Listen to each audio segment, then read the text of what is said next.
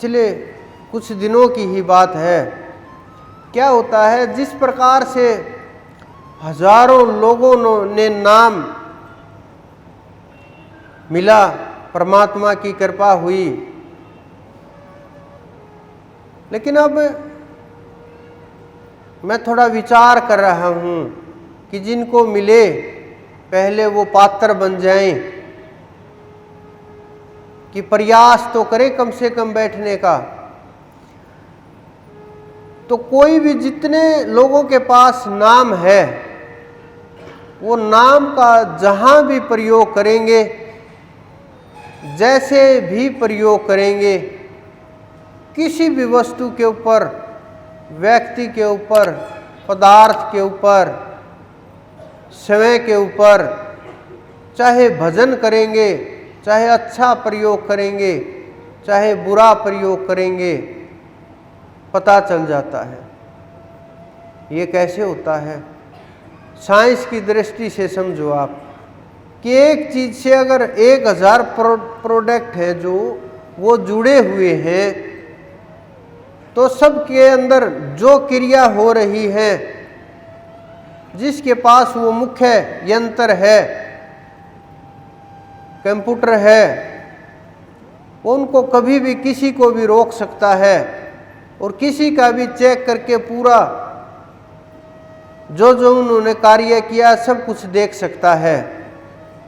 ये भी उसी प्रकार से काम करती हैं सारी चीज़ें, बस ये बिना दिखने वाली चीज़ों के साथ जुड़े हुए हैं और वो दिखने वाली चीज़ों के साथ जुड़े हुए हैं। कि कोई बूढ़ा सा बुजुर्ग जिन्होंने ध्यान नहीं किया, बस जीवन सीधा साधा सा गुजारा और लेटा हुआ बूढ़ा बुजुर्ग, किसी हमारे जीव ने ये समझ करके उसके ऊपर नाम का प्रयोग कर दिया कि इसके प्राण छूट जाएं, और किसको पता चलेगा कि कान में बोल देंगे, इनको सुन रहा है नहीं सुन रहा, क्या चल रहा है क्या नहीं चल रहा, और दूसरे को सुनाई देना नहीं। ये लेटे हुए हैं, ये बोल के बताएंगे क्या?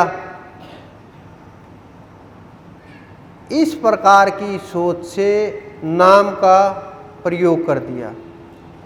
तो नाम का जब प्रयोग होता है तो वो तुरंत अपना काम शुरू कर देता है, किसी भी प्रकार से, क्योंकि नाम के अंदर वो शक्ति होती है, वो ताकत होती है जो जीव का कल्याण भी कर सकती है।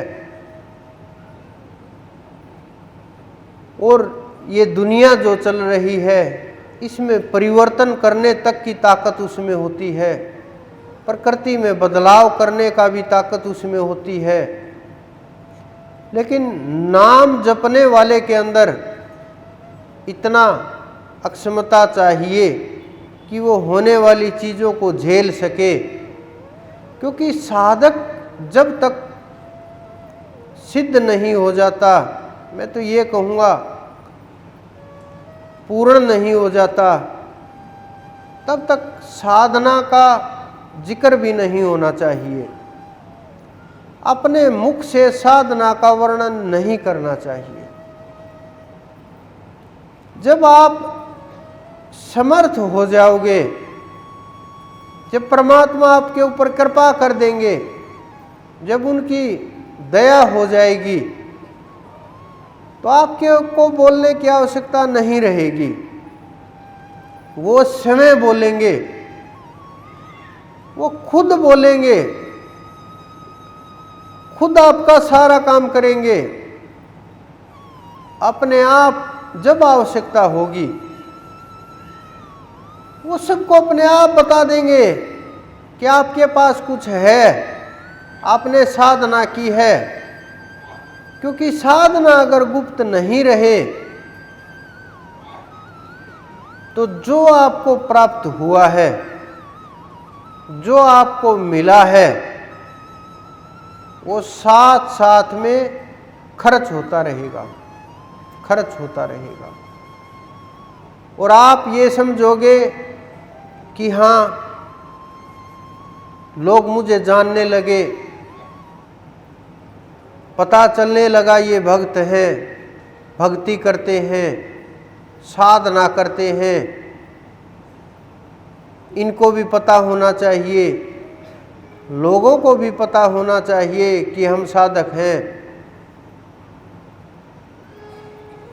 जब तक परमात्मा की प्राप्ति ना हो जाए, अपने मुख से भक्ति, भजन और ये बोलना कि मैं तो इतनी लंबी साधना करता हूं, ये भक्ति नहीं है। यह आपको वहीं रोक देगी, आगे नहीं बढ़ने देगी, रास्ते बंद हो जाएंगे, क्योंकि आप तो 2 कदम भी नहीं चले और ये समझने लगे कि ख्याति फैल जाए, ये अपने आप फैलेगी, ना चाहोगे तब भी फैलेगी, रोकोगे तब भी फैलेगी, क्योंकि एक समय के ऊपर परमात्मा सारे कार्य अपने हाथ में ले लेते हैं और उस समय तक आपको इंतजार करना पड़ेगा। ये सोच करके नहीं कि हम इंतजार कर रहे हैं उस समय तक ऐसा हो जाए, फिर कुछ भी नहीं होगा। क्योंकि जब आप साधन ही नहीं कर पाओगे तो जो ये संसारिक नेत्र हैं, इन्हीं से देखते रहोगे सारे ब्रह्मांड को, इन्हीं के बारे में सोचते रहोगे जो इन नेत्रों से दिखाई देता है। क्योंकि इन चरम चक्षुओं से वो चीजें नहीं अनुभव की जा सकती, नहीं दिखाई देंगी, नहीं अनुभव होगा। ये भौतिक नेत्र हैं,